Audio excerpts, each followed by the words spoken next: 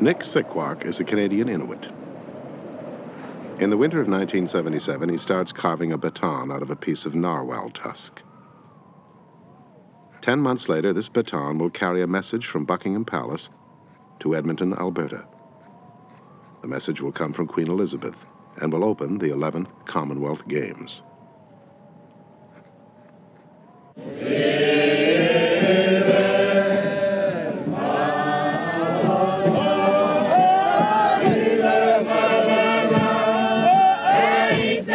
One quarter of the world's population live in the 48 countries of the Commonwealth. Most of those countries will be sending competitors to Edmonton. Canada, the largest delegation, will send 206 competitors. Cook Island will send 1.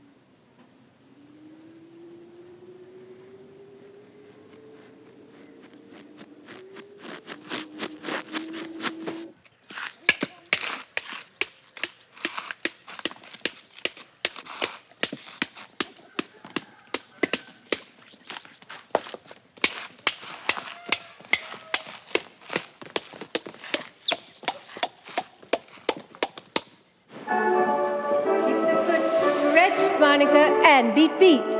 Keep it stretched. The Commonwealth Games are a sports event lasting 10 days every 4 years. And up. They are also a fleeting reminder that once, however justly, much of the world saluted one flag. And on, and on. Go on, firm. Quick, quick. Pull in your stomach, tight.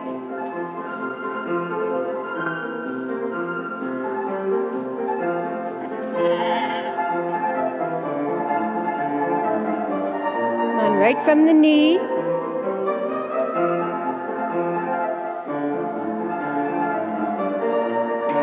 And back and hold. Altogether, 1,980 competitors will come to this stadium on August 3rd, 1978. This will be the story of 8 of those athletes, where they came from, and how they did.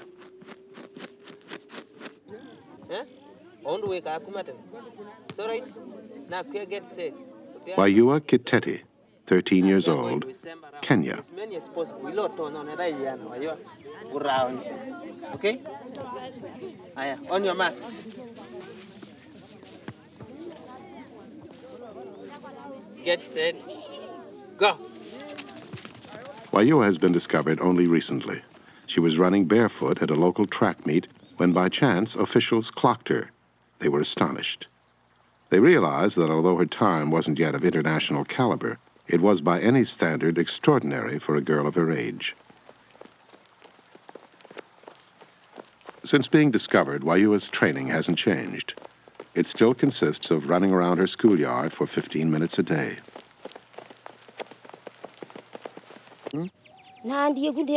Of course, nobody in Wayua's tiny village had ever heard of the Commonwealth Games.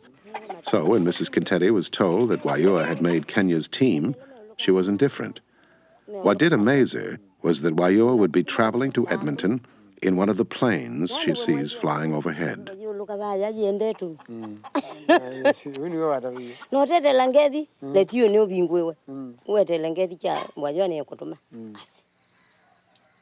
Aside from school, most of Wayua's time is spent helping run the family's small farm.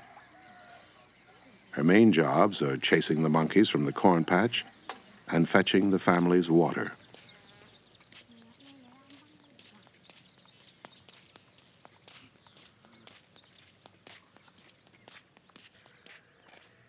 Wayua is an extremely shy girl whose running went unnoticed except by one man, her assistant headmaster. I think if we should not be terrified by seeing very many faces and also putting in our mind that perhaps that one is going to win because she's taller than me or what. But if he's only running and not putting that in our mind, I think she will do better. The water holes are shared with the village herds of sheep and goats, with the elephants and with the water buffalo. In the wet season, Wayua can find water within 5 miles of her home. In the dry season, it's a trek of 20 miles.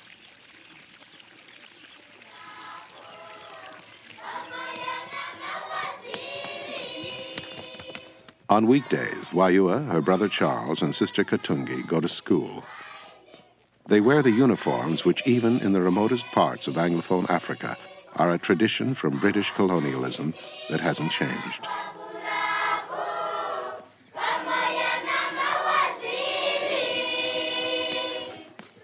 It has been 2 weeks since the decision was made to send Wayua to the Commonwealth Games. Since that time, all 110 kids in the Mutangini High School know the location of Edmonton, Alberta.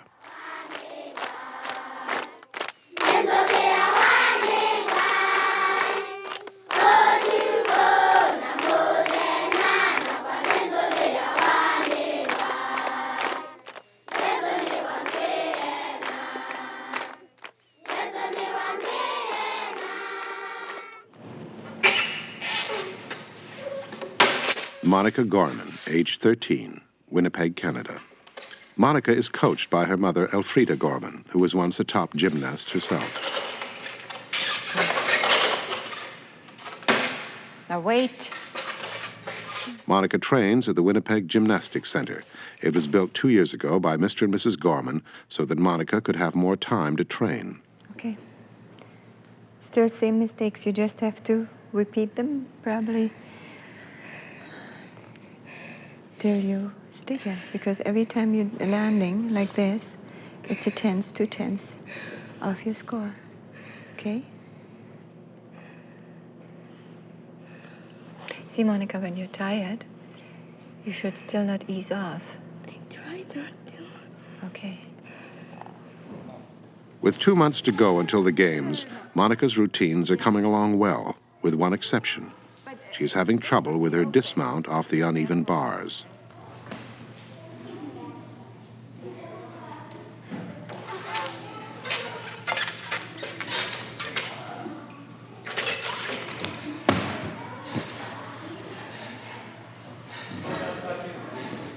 It's the same thing. You cannot allow major mistakes like that happen, okay? Because the dismount landed that low will take off 3 tenths. Good. I think you have to do 3 more dismounts and stand them up, okay? Nice, Tracy.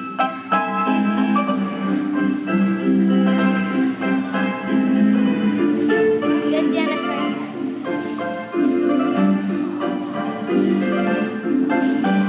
Tighten your knees, Kelly. Good, Lisa. And there are days where they're in a really happy-go-lucky mood, you know, and you just have to say, I'm sorry, there's no time for this. Well, to me, I don't think it is any sacrifice. It's just Monica's father, Wolfgang Gorman. type of life. And if we would think this is not the right type of life, then we just wouldn't do it. We would change it. It's just not necessary to have the friends and play on the streets as other children do. So our children just do different things.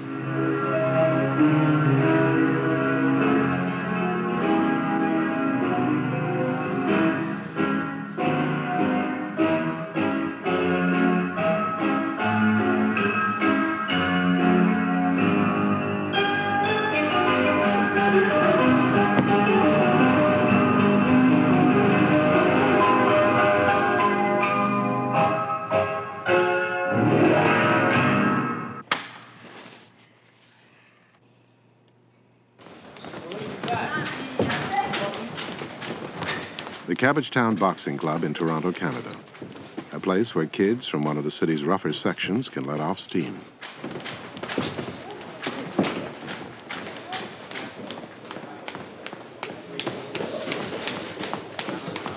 The club's best boxer is John Raftery, an honors English student from the University of Toronto.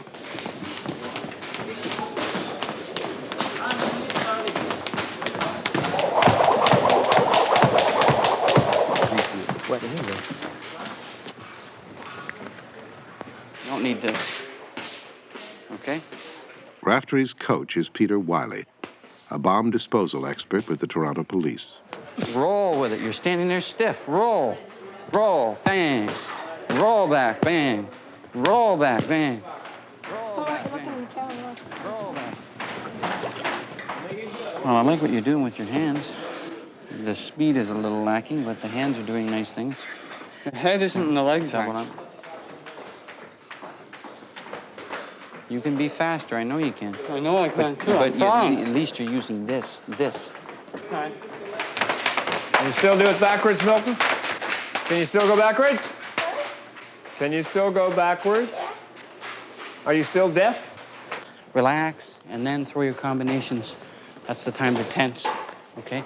Get them off. Relax, relax, block. That's it.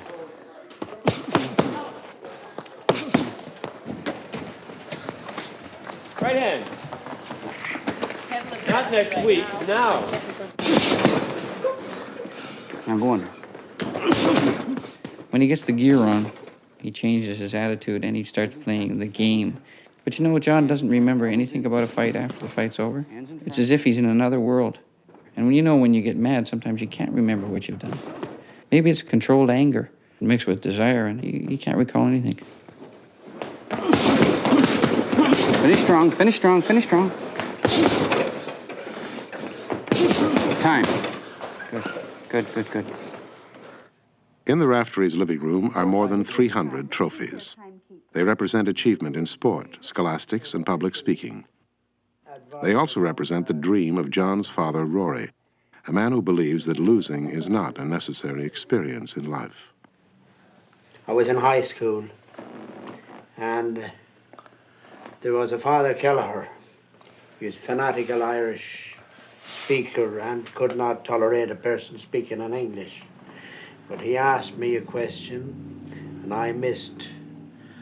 I had about as hard a beating as any young kid ever could get for a simple error in grammar.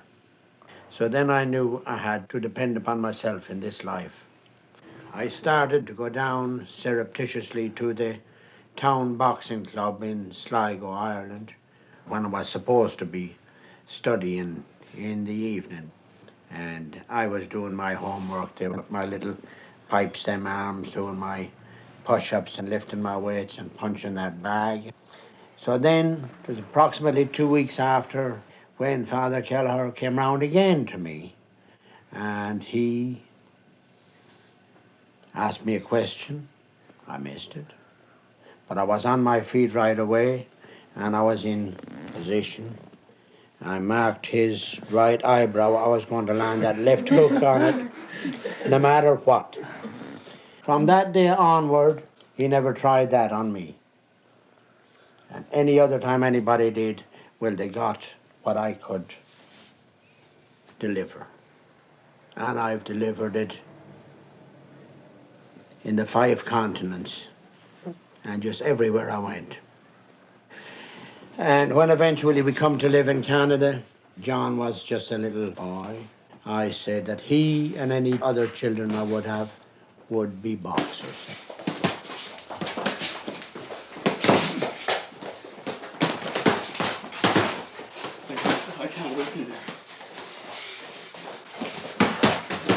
Three of the Raftery boys have been Canadian boxing champions. They all started in the family's tiny basement, with Rory coaching.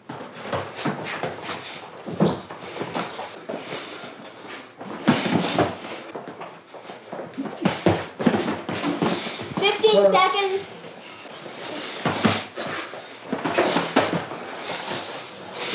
10.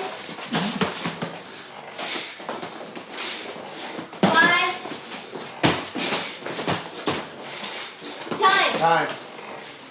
Come, Shane Cole. Fella can't run very far here, huh? Time. Gotta keep going. Gotta keep fighting. Gotta keep moving. Here.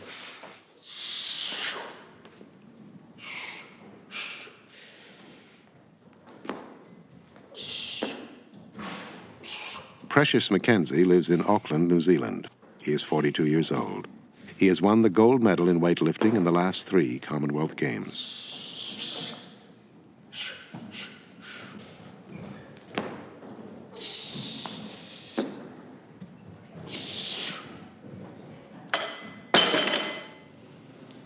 And this is my best pose. And then I'll give you abdominal pose, which is that, and arm, the triceps. Mackenzie was born in Durban, South Africa. At birth, he had an open chest wound that doctors couldn't heal. At the very last moment, when all hope of saving him was lost, an old lady's magic poultice closed the wound, and he was christened Precious. Triceps and all. And I'll give you what we call the most muscular pose.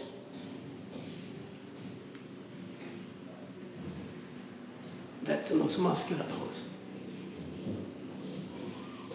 1, 2, 3, and 4. Sideways, sideways, split, and like a ballerina, see? Okay? Steady, and go. Sideways, sideways, split. When Precious was 2, his father was eaten by a crocodile, and he was put up for adoption. For the rest of his childhood, he was often badly mistreated as he bounced from family to family. He believes this early maltreatment is the reason he is so small. Together. Somebody's confused. Right. Good.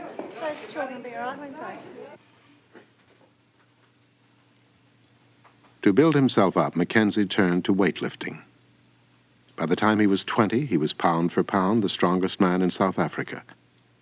Being black, however, prevented him from going to the Commonwealth Games. So at 30, he emigrated to England and then to Auckland, New Zealand.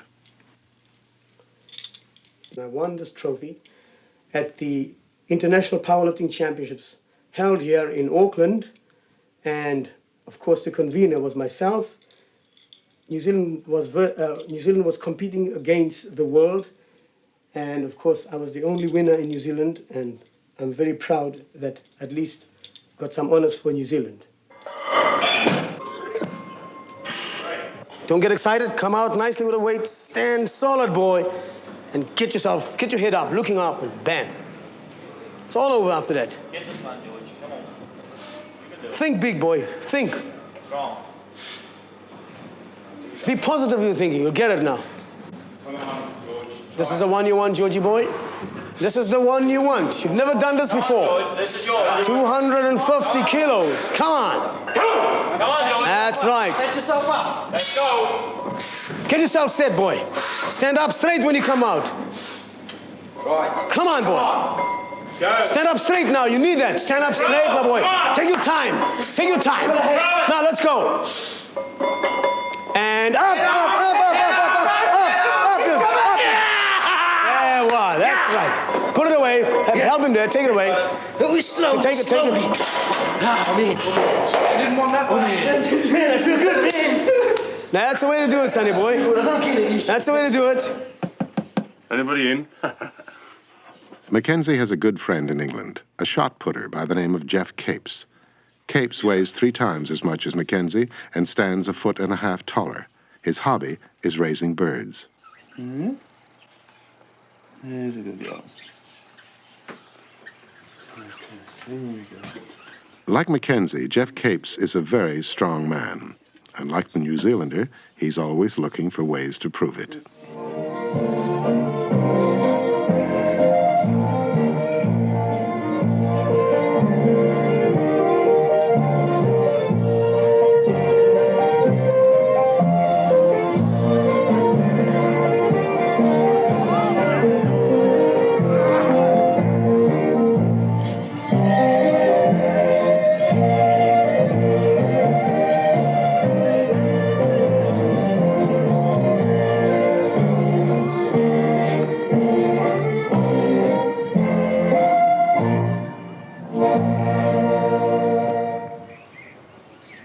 Capes makes his living as a policeman, but his passions are strength and birds.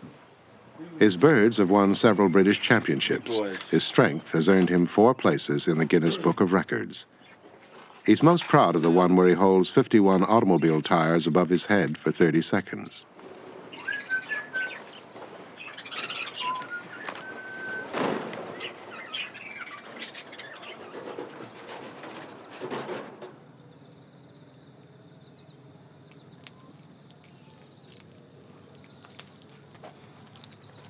Filbert Bayi of Tanzania owns just one world record, the 1500.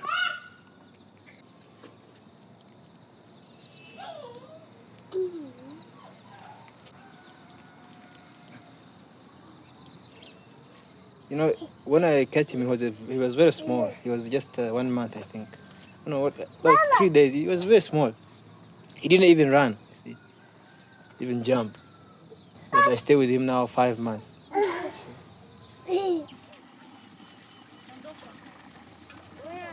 Bayi trains near the town of Arusha on the other side of Mount Kilimanjaro from Wayiwa Kitete.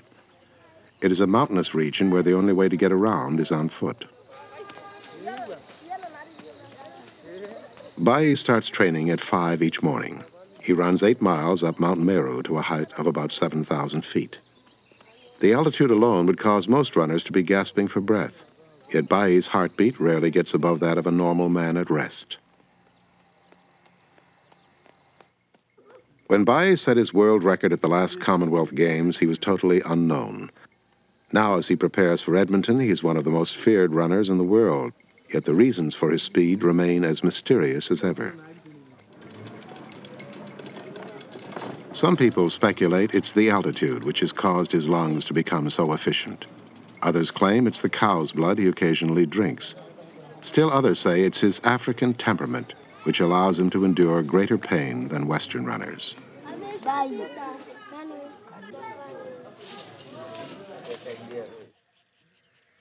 Like many African boys, Bayi had grown up as a shepherd.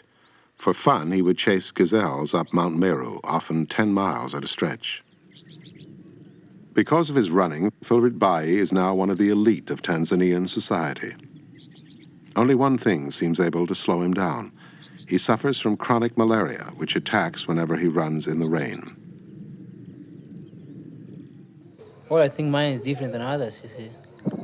Because most of the people, the malaria attack them for 3 days or a week, and then they cure it. But mine, I think, is something like chronic, you know, especially where it rains, and then I run on rain. It must catch me. That's why I avoid running in rain. Yeah. It's early morning on the Isle of Man. Steve Jochen pumps an old 10-speed up the hill to the bus depot where he works. Later that evening, Jochen will exchange the old bike for a 10-speed costing $1,500. Then he'll ride 50 miles flat out. Steve Jochen is the island's best road racer and one of its local heroes. You find that's not enough training, really? Well, it isn't really, because you're not getting long enough runs in, really. Because by the time you get back and get your tea, it's 10:30 at night, really. So you have to space your training out, really. You know, do your best and get as much as you can done. The Isle of Man is fiercely nationalistic. Because of its small size, however, the island has produced few athletes of international fame. Those it has, therefore, are never forgotten. Till Steve and people like him coming along, we've had no inroads into any sport that I know of. And all them people have done a marvellous job for the Manx as a nation. And we are a nation in our own right. Our Manx emblem, you know what it is? We bow the knee to England. We show the heel to Scotland, and we foot Ireland up the backside.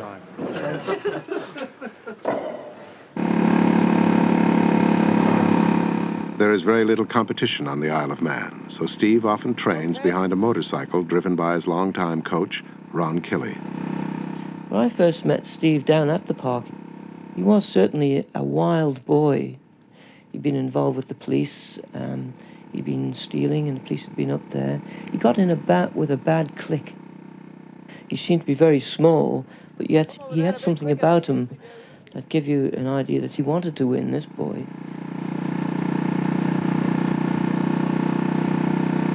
Steve's last preparation before going to Edmonton will be the Isle of Man Cycle Week. The Manx people are cycling fanatics, and once a year they devote a week to the sport. The Cycle Week's oldest competitor is a man named Ed Green. 54 years. I've been racing for, well, riding for... Bicycle or tricycle? Yes, since 1930. You can tell how long ago that is. It's too long. My doctor said I'm finished, worn out, no longer with it. Fourth place was number 77, that's... John? You got a pump, son? Where's that pump of yours? Steve will race this afternoon, and much of the town of Douglas will turn out to watch. But of all Steve's fans, the two most important are his mom and dad. John Jochen has spent much of the family's modest income helping Steve get off the island to compete. His mom, Winifred, has worked 15 hours a day for the past 2 years so she can pay her way to Edmonton.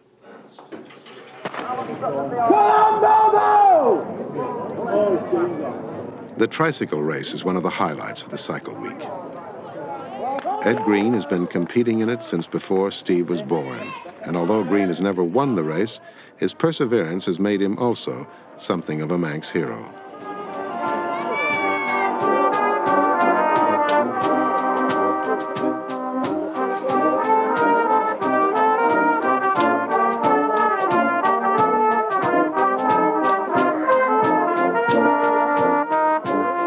Steve rides the Kermesse. In the Kermesse, 50 cyclists are funneled through the narrow back streets of Douglas. Riders sometimes knock against each other on the tight turns, and inevitably, some go down.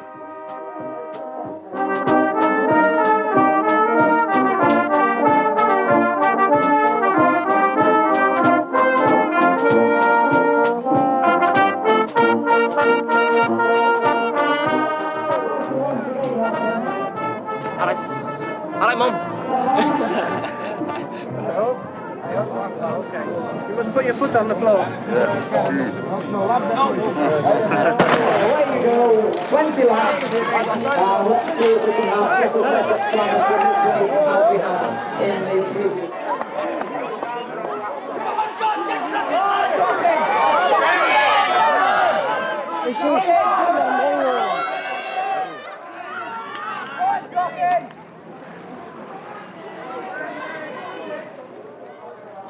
Once you chuck it, it's goodbye. Doctor will come and say, well, he wasn't a bad sort of fella, but he's better under the ground. You'll be back next year? Well, if I'm spared, you won't. If I'm spared, yes.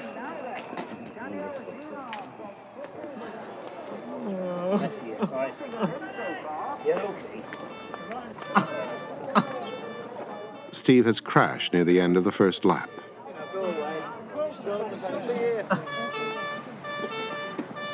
Go move away, please. Well, thank you for everything, gentlemen. You're very wonderful. This won't be coming to Ambleside's picture house, will it?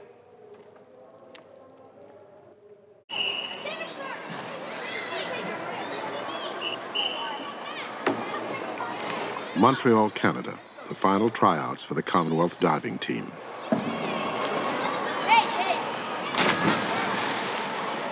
I don't tell you, it's the same distance. It's worse, as a matter of fact. It's back further. Gotta get in, Finn. Somehow, some way, you gotta put your body over the board. You're back a mile. Jim Lambie, national team diving coach.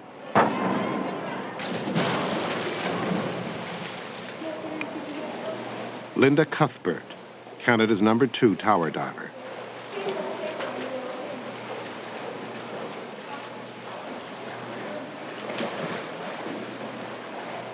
A diving tower is as high as a 3-story building. From that height, the divers will hit the water at more than 30 miles per hour.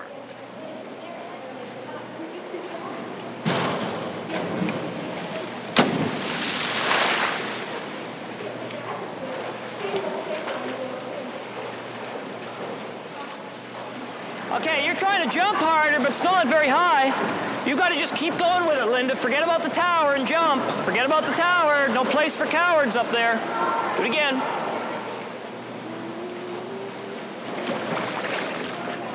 Janet Nutter, the best tower diver. Judging by past record, she and Cuthbert should be the principal rivals for the gold medal in Edmonton.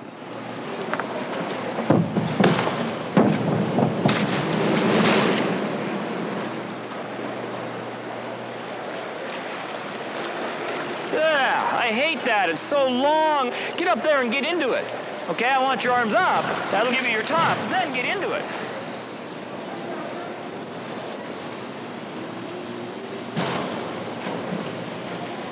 Each diver develops their own method of overcoming the constant fear of the tower. Janet's is to go quickly without hesitation. Linda's is to think her way through a dive, and right now, it's not working.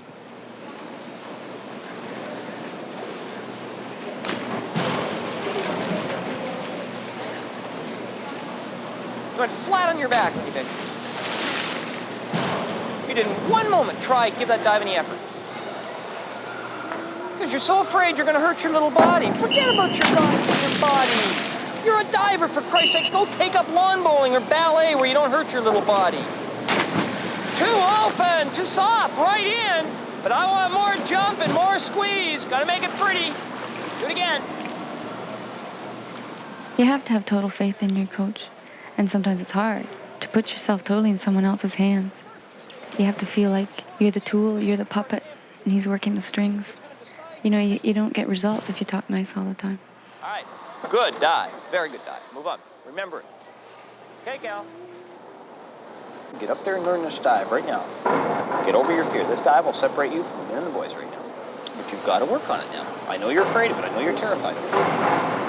But it's very, very important that you get up there and you get this dive off. You get it off 10, 15, 20, 25 times.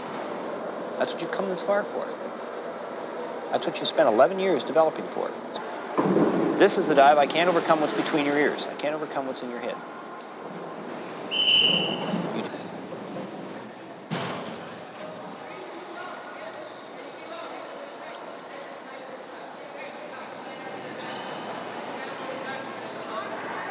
Ready?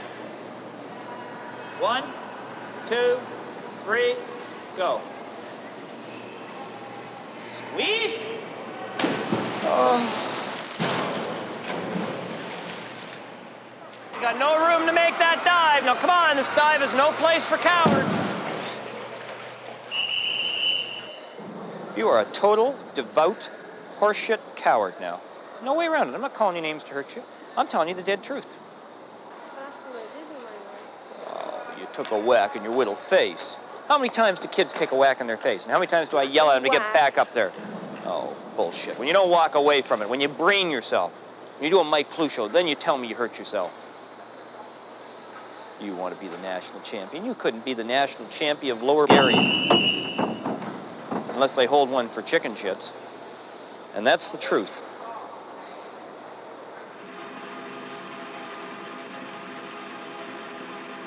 Edmonton, Canada, the morning of the opening of the 11th Commonwealth Games.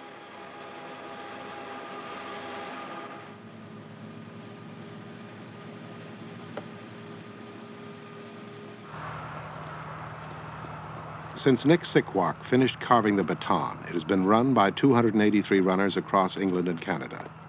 There are now 4 to go.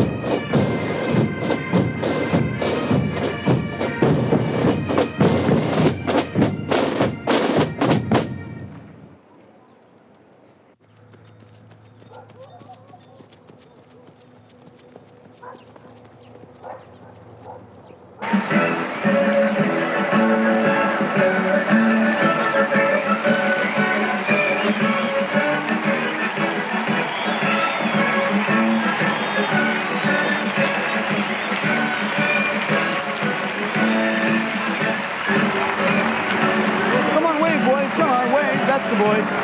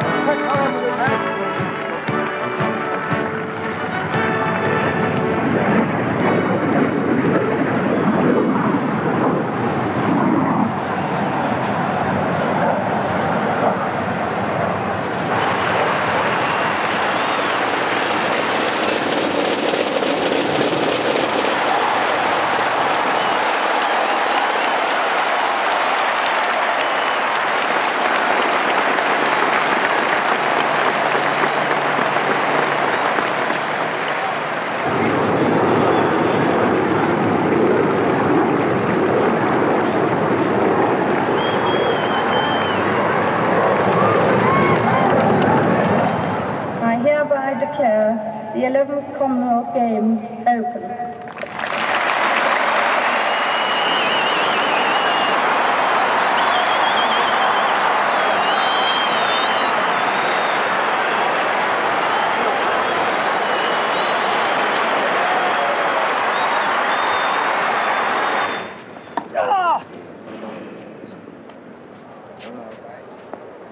On the infield, the competitors warm up for the shot put. Now on the east side of the track, the final of the women's 1,500 meters.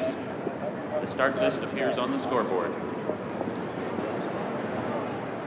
At the other end of the track, the women prepare for the start of the 1,500-meter final.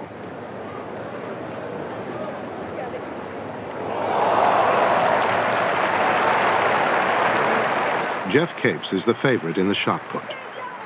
At 29, he's one of the strongest men in the world. But most important, he is able to compress every ounce of that strength into the 3 seconds it takes to propel the shot. If you could be ready, we do have to wait for the visual scoreboard as you can see it there, eh? And it will swing to the right, to the left, and then it will stop in the middle. The average age of the 12 women in the 1,500 is 22. Most of them have been competing internationally for more than 5 years. Waiua is 13. She has only been out of Kenya twice. And the first competitor up is 2-2-1. You must hand me the shot prior to entering the circle. And please leave to the back half. Okay? Away we go.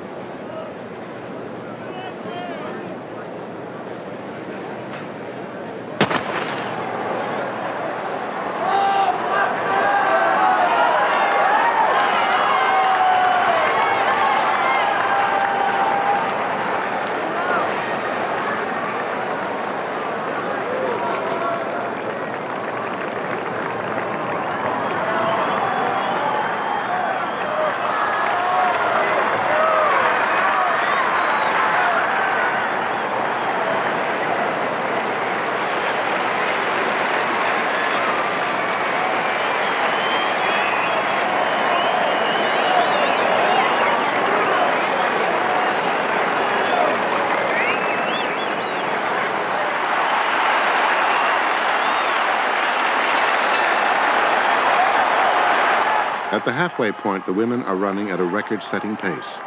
Waiua, knowing nothing about strategy, stays with the leaders.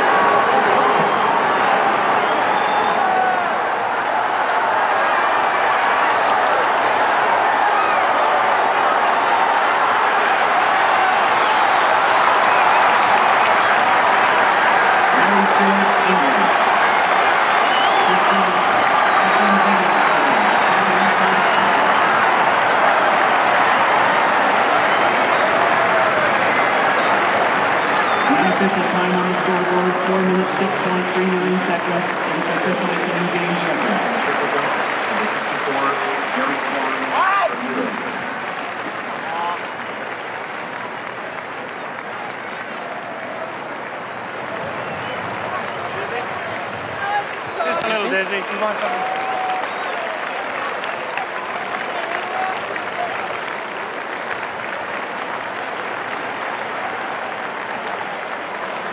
Waiyua has finished 9th, but she has improved her best time by an astonishing 5 seconds.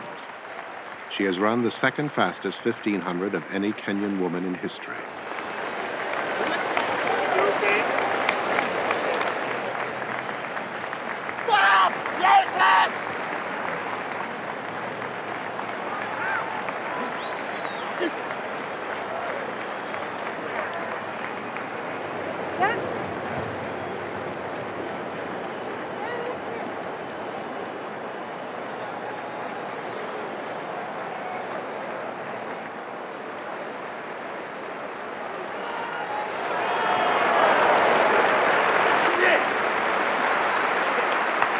With 1 throw left, Capes is in 3rd place and throwing poorly.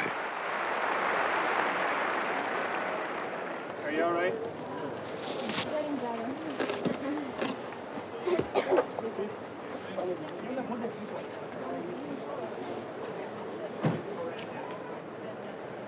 As the 12 men enter for the start of the men's 1500, the crowd senses that this will probably be the race of the games. All Philbert Bayi can think about is the rain, which has been falling intermittently all day.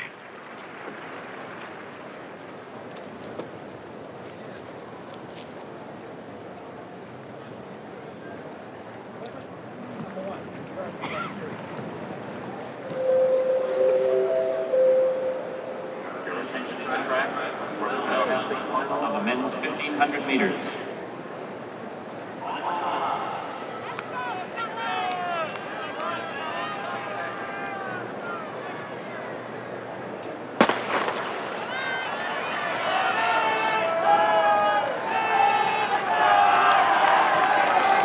No matter what his condition, Bayi's strategy never varies. Go to the front, avoid the pushing and shoving of the pack. He must then open a big lead in the first 3 laps. He doesn't have a strong finishing kick.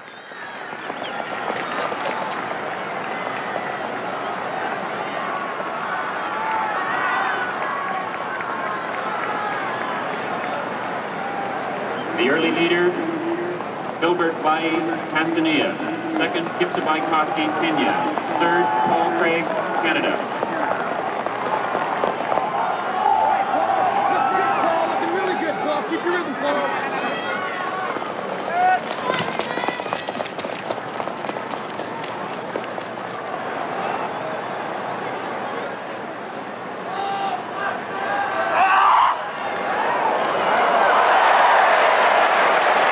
Cape's last throw is his best. Now he must wait for the other throwers to finish. Now on the scoreboard.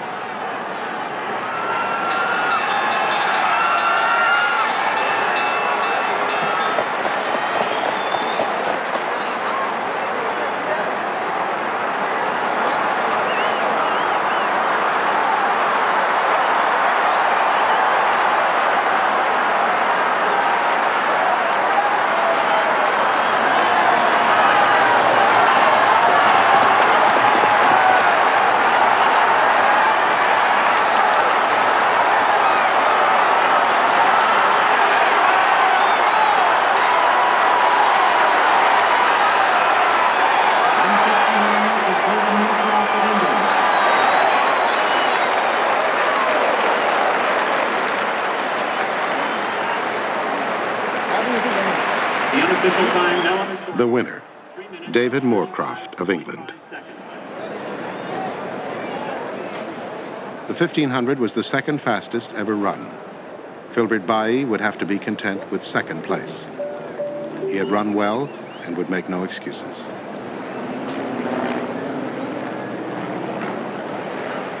Jeff Capes has had better luck than Bayi. He has narrowly won the gold medal with a throw considerably below his average.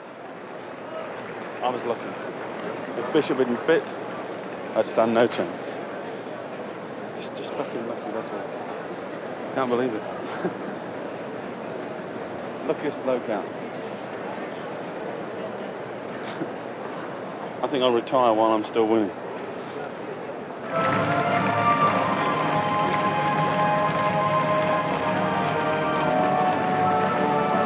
Women's individual gymnastics, final.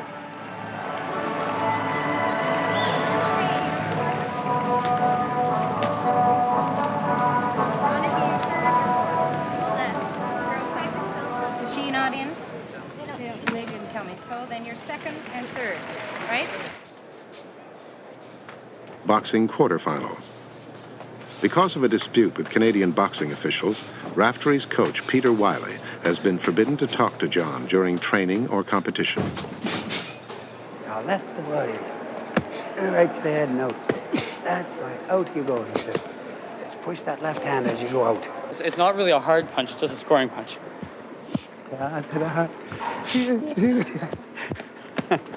Crazy kids.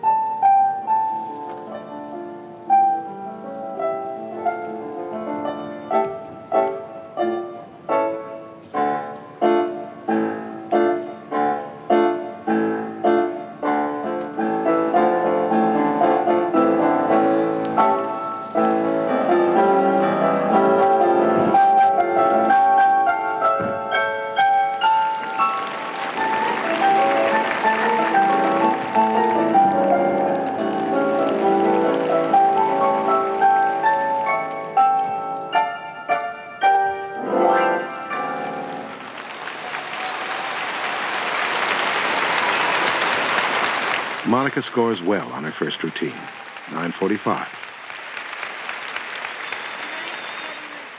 Elfie Schlegel.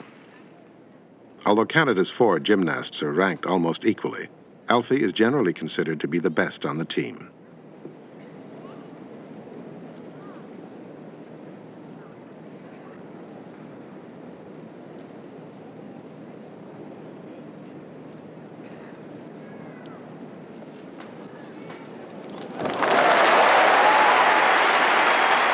Elfie scores a surprisingly low 9:20 on the balance beam.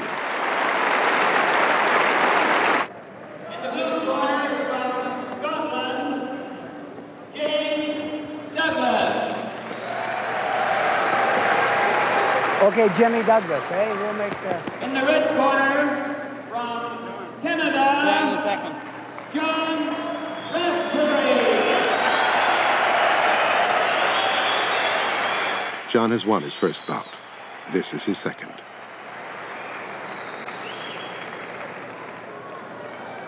That's the way, John. You take a look at him. Okay, John, go get him, boy.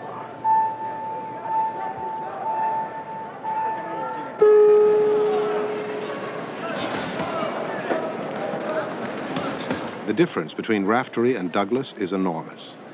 Raftery is a classic boxer, quick and elusive. Douglas is a brawler, tough and good at punishing his man in close.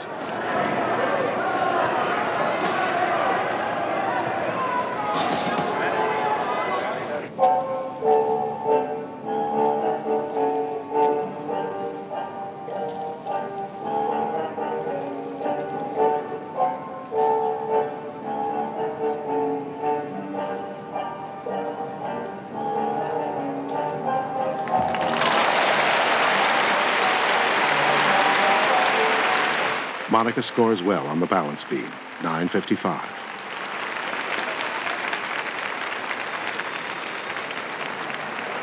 Karen Kelsel. At 15, Karen is the team veteran. Her floor routine will include a difficult double back flip. At the very last moment, Monica had decided not to risk a similar move.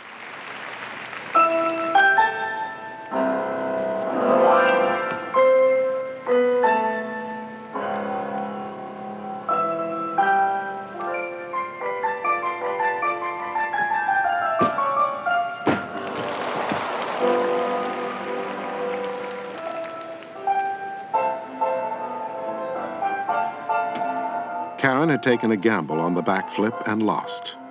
After a fall like hers, there would be little chance to come back.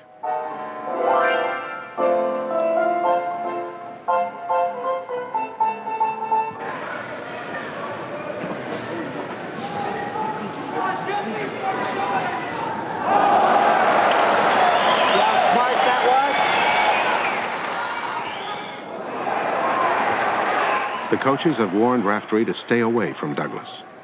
Raftery, however, is an attacker, and instinctively he takes the fight to his opponent.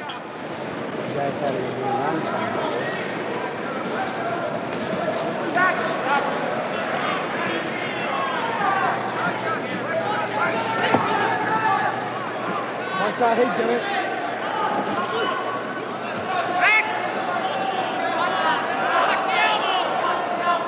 Left eyes, Jimmy.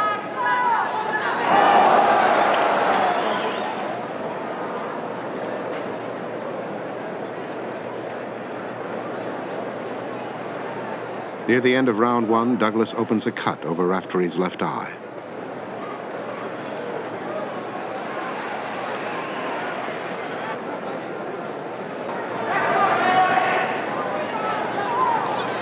The cut is quickly closed, but now Douglas has a target.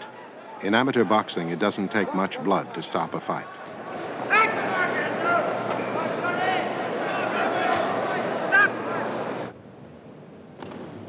Halfway through the competition, Monica and Elfie are tied for first place. Elfie will be the only other gymnast to attempt a double backflip.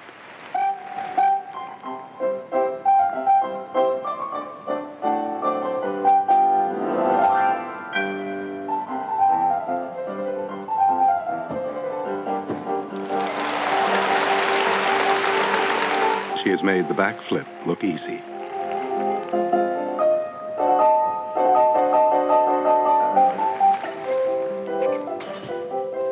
Meanwhile, at the other end of the arena, the fourth Canadian, Sherry Hocko, is executing a dazzling routine on the uneven bars.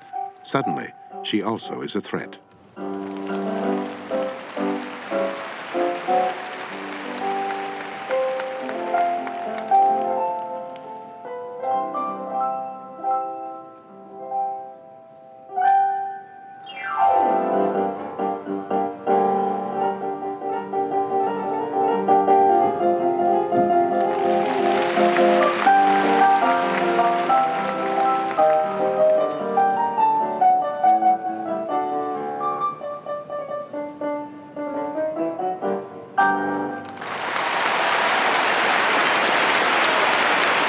Elfie scores a very high 960 on her floor routine.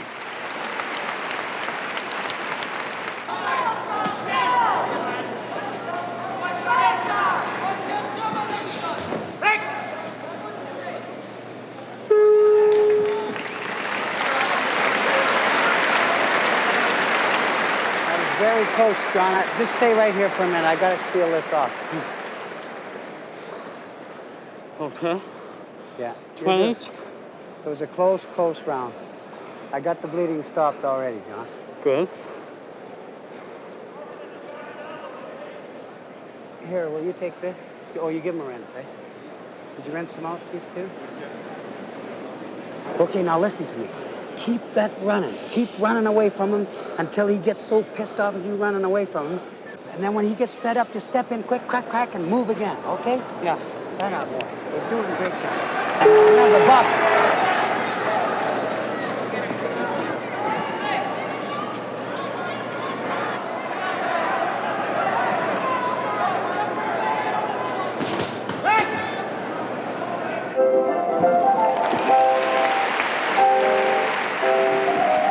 Monica's last routine.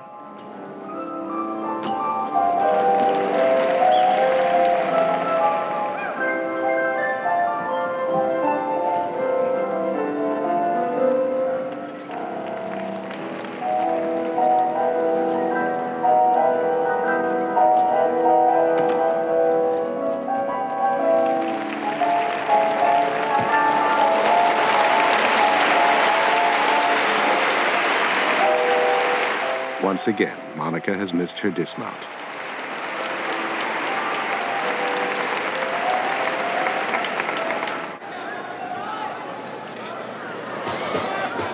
Douglas punishes Raftery's eye relentlessly with his jab.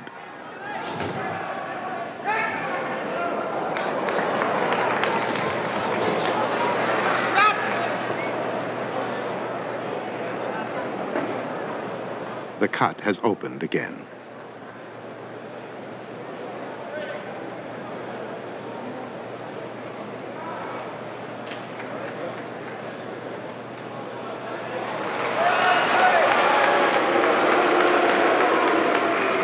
Good. At 2 minutes and 8 seconds into the second round, the bout is stopped.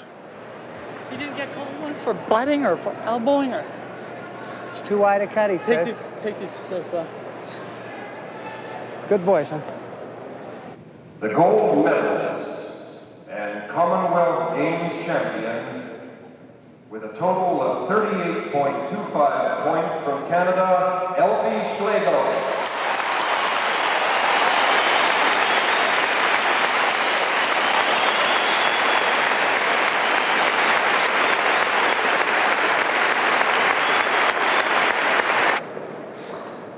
Referee stops contest. L'arbitre arrête le combat. The winner, le gagnant est du blue corner, point bleu, Douglas, Scotland. Just 1 second, John. Good try, John. Ladies and gentlemen, we have a tie for the silver. The silver medalists with a total of 37.65 points from Canada, Sherry Hockle and Monica Gorman.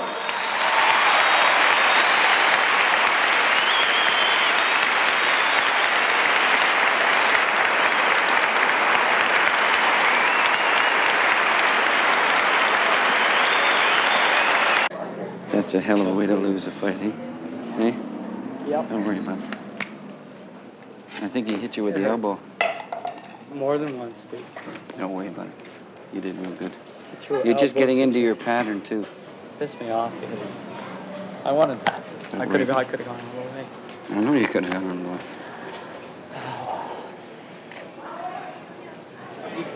Well, there should never be a forgiving at all, really, because if you do a thing a certain time, you should be precise. That's your goal, you know, to be as precise as possible. Oh, I can see her trying that dismount so much harder now.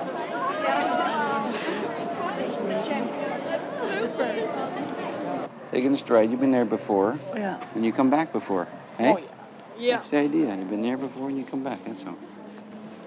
All right?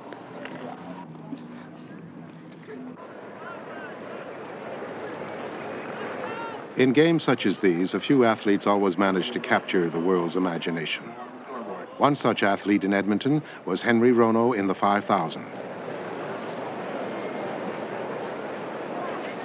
Last year, this man, Dick Quacks of New Zealand, owned the world record in the 5,000.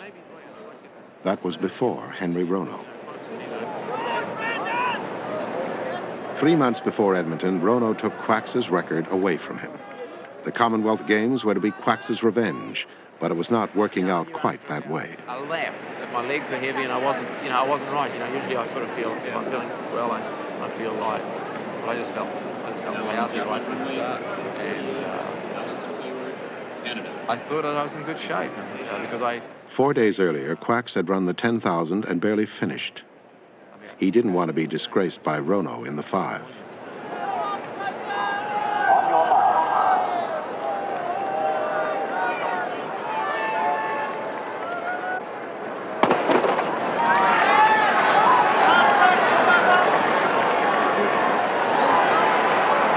With Quacks out of the running, the world's eyes are on Henry Rono. Rono is considered by most to be the greatest runner of all time.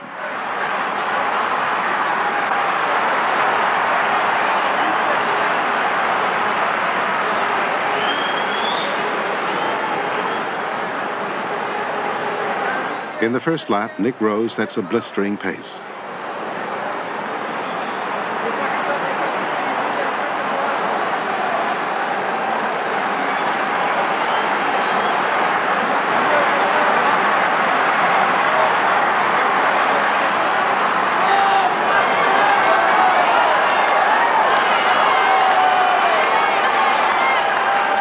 At the end of the first lap, Brendan Foster, the great English runner, makes his move.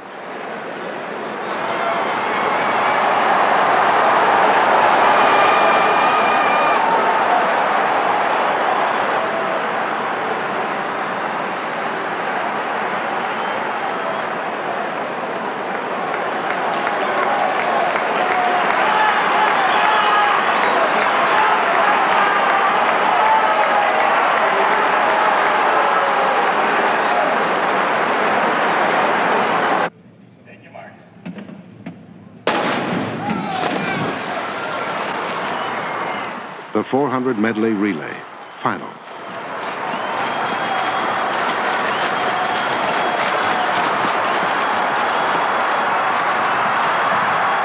This man's name is Graham Smith. Like Rono, Smith is also making history.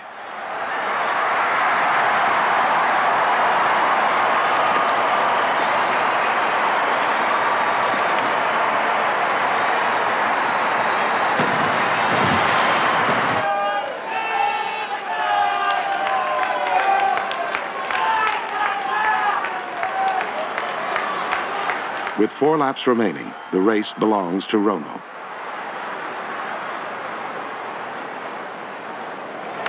Come on, Dixon! Come on, Rod! Come on! That Rod's had it. You see that? Oh, Jesus, poor bugger. At 3,000 meters, the time, 8 minutes, 1.4 seconds.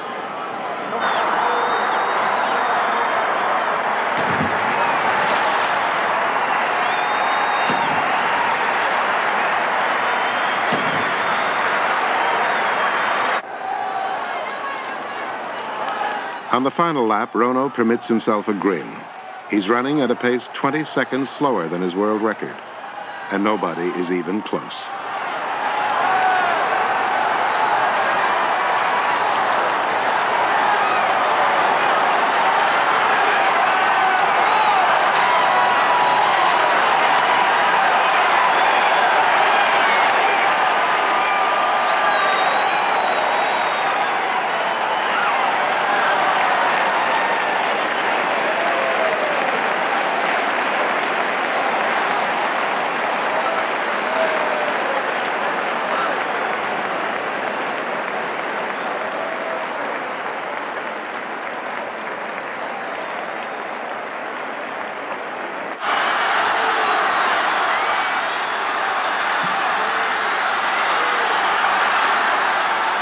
Graham Smith would win a total of 6 gold medals at Edmonton.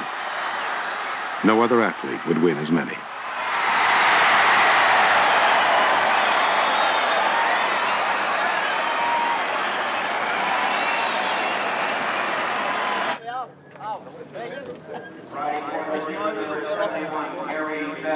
The last day of competition and the start of the cycling road race. 53 riders from 17 countries. Mike Lansbury. I want a shot because I have to put a shot on the air, please. Don't put the collar bar, please. You're on the air. I'll have something ready for you anyhow at the end of that ninth lap.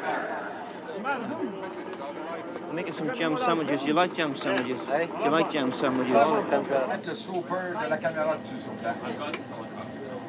Yes. Keep well up, lads. Come on now, get well up.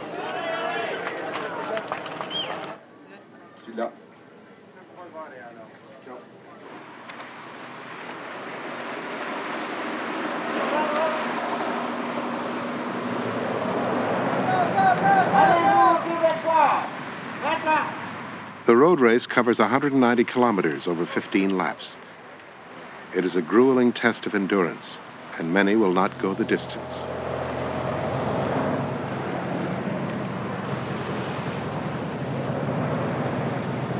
For the first few kilometers, the cyclists stay bunched in a pack. No riders feel strong enough or bold enough to join forces and break away from the others. Riders going with a breakaway either finish near the top or burn out early.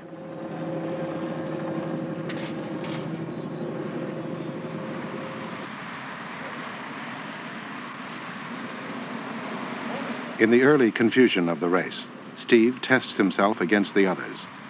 He must decide whether or not he is strong enough to go with a breakaway, should it happen.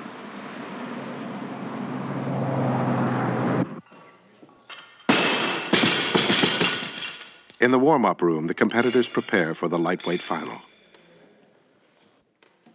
Just before the games, Precious announced that if he wins a 4th gold medal, he'll retire and take up lawn bowling. Even the Queen has come to see if he can do it.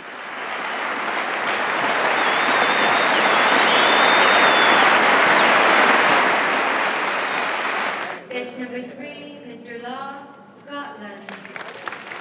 The start of the women's 10-meter tower final. Mr. Llewellyn, Canada.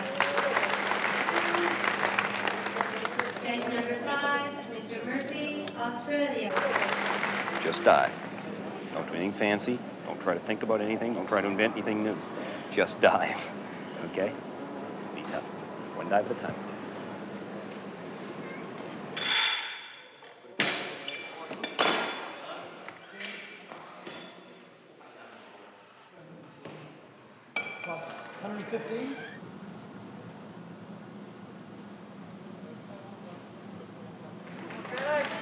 Go, Linda.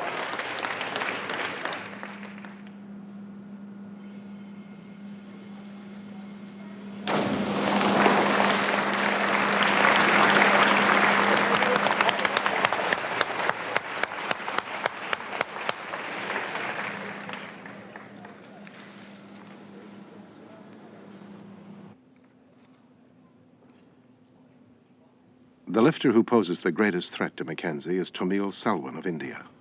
He chooses 105 kilograms for his first lift.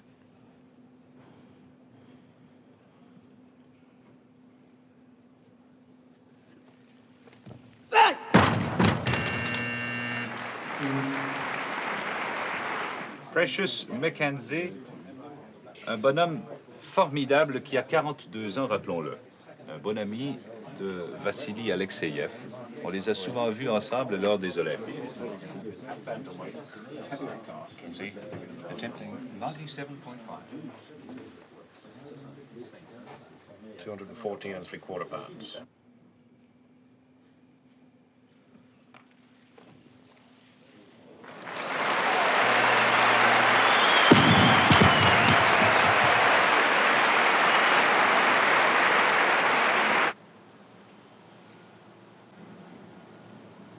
Janet Nutter, Canada.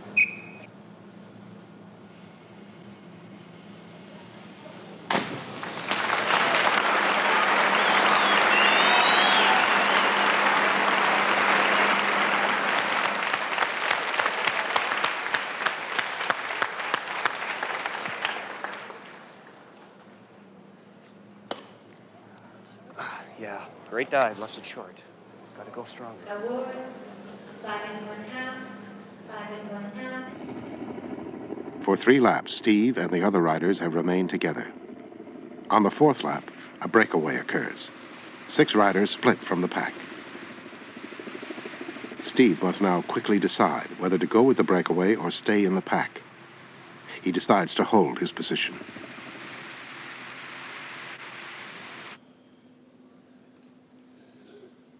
Selwyn's second lift. He once again chooses 105 kilograms.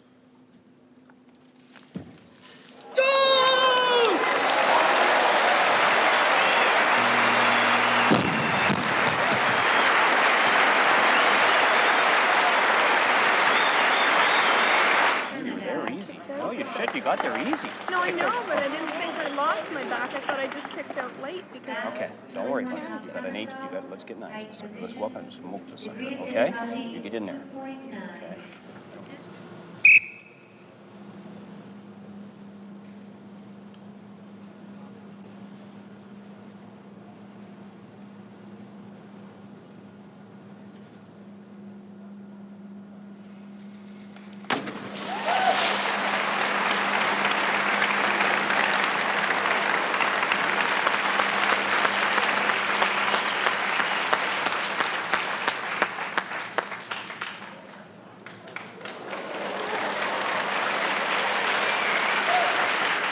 Dive.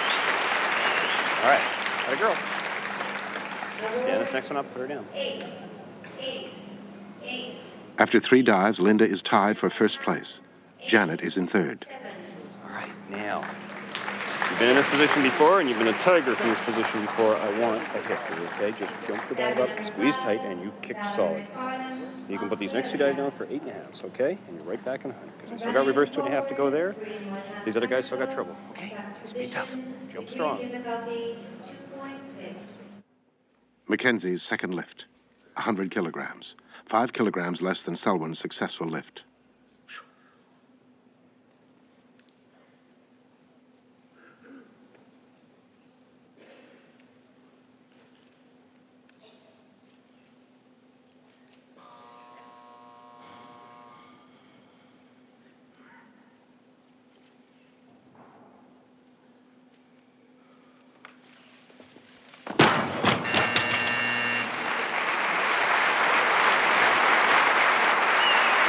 Mackenzie has missed the weight, but worse, he has a severe cramp in his leg. Recently, Precious had dehydrated himself severely to lose weight, since in weightlifting a tie goes to the lighter man. But the loss of water has made his muscles brittle, and now he pays the price. Does that feel better? Yeah.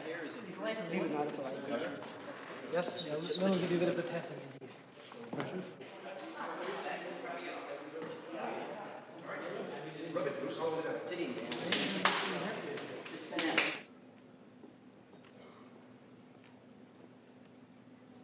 Selwyn's third lift, 115 kilograms.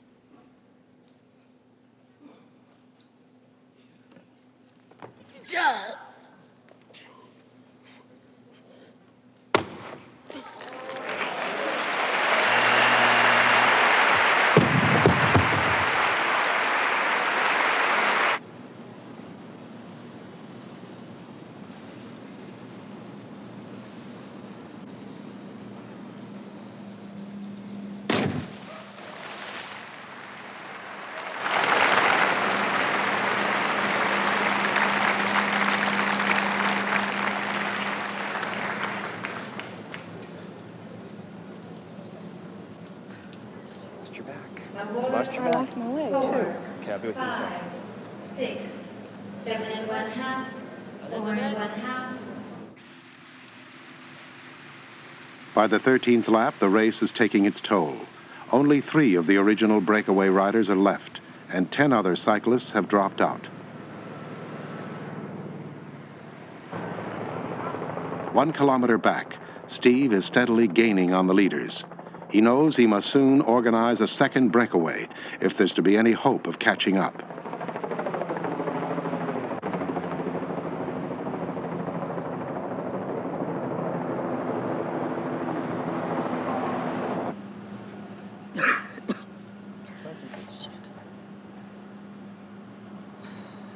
Okay, let's get this last one down for nice. Stay in.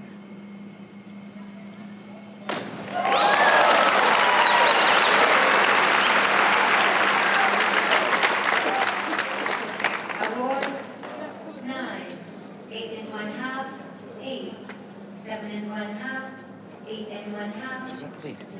Yeah, you still got the lead, I think. But you got to put this last sucker down. It's got to be stepped up. It's got to be tight and head back. Oh, shit. Mackenzie's third lift, 125 kilograms. He needs this to pull even with Selwyn.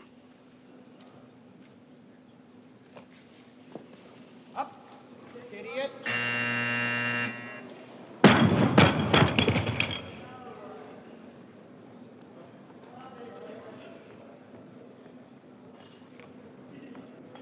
No lift, Mackenzie. J'ai beaucoup confiance à ce bonhomme et je pense qu'il peut réussir quand même à monter sur la première marche. The lift has been disqualified. Mackenzie touched his elbow to his knee.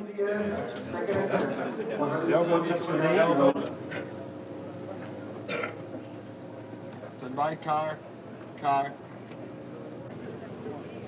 With less than a lap to go, the 3 leaders look strong and seem unbeatable. Steve realizes it's now or never. With 6 other riders, he starts a second breakaway group and takes off after the leaders.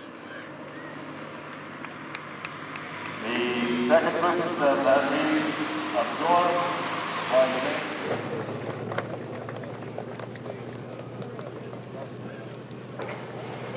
Oh, il a regardé de côté. oh, Oh non, lui aussi. Canadians. So what, son? Got the replay? Oh non.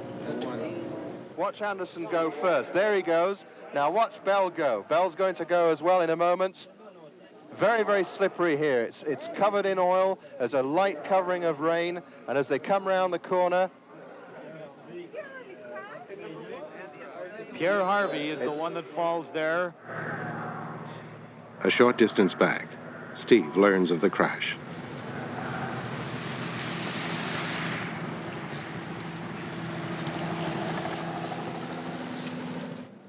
Linda, this has to be stepped up.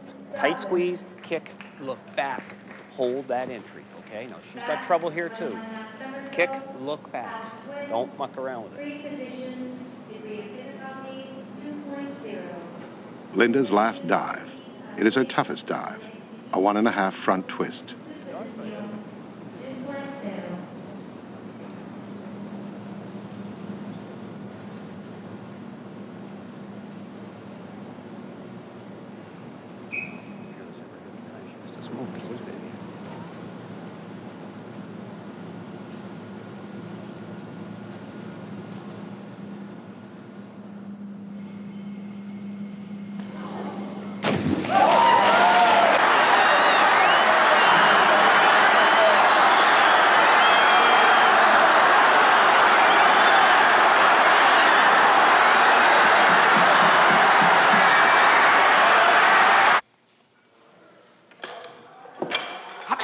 Good, good, good.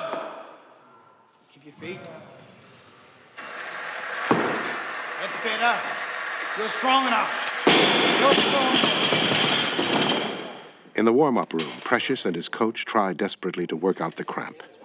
The leg does not respond.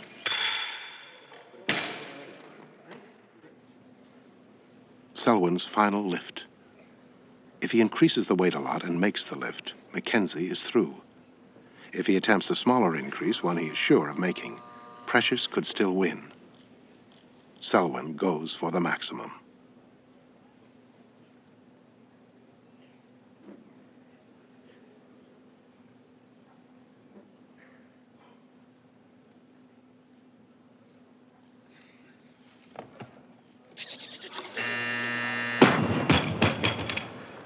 No lift.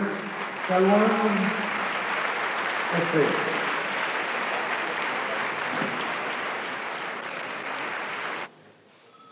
Mackenzie now knows he has one chance left.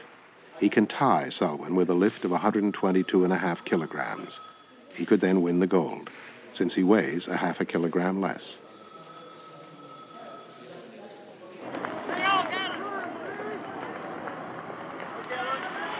Where's Steve?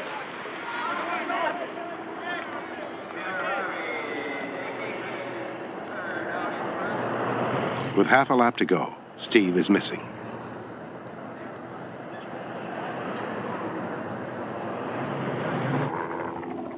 At the same time, 400 meters from the finish line, the two fallen riders have miraculously caught the leader.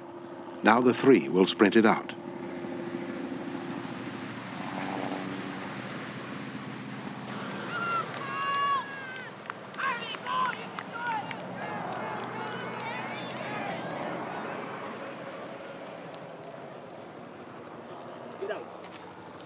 What Ron didn't know is that Steve had blown a tire and fallen. He is now last. I don't know what's happened to him. He's just dropped back for some reason. I don't know what it is. We won't find out until the end of the race now. It's very sad, isn't it? After all this training and preparation, I think something's happened like this. Very sad.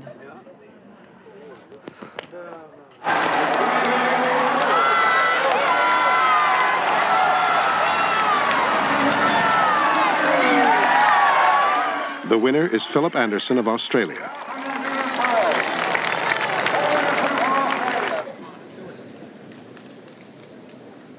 Come on, Mac. Big boy. Mackenzie's final lift.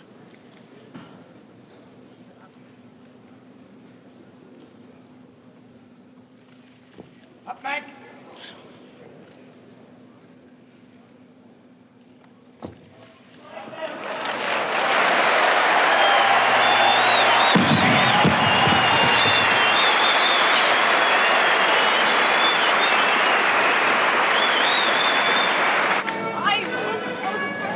Scotty, you should have seen my tops in the audience. It was a bad top. It's okay. The whole audience goes, Fantastic. Hey.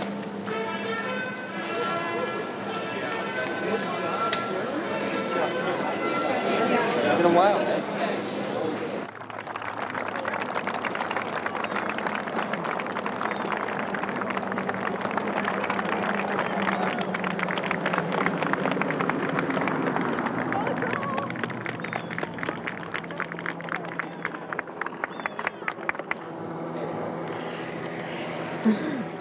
Don't worry about it. Don't worry, Steve. Don't worry. There's some super rides to come yet from you. You rode like a bloody hero today, son. You're up there in the action when it mattered. Only that unfortunate bloody crash. Never mind. Never mind. Don't worry about it, Steve. Come on, there's some really great rides to come from you yet. Come on. Come on, Steve. Come on, son. Come on, son. You're all right.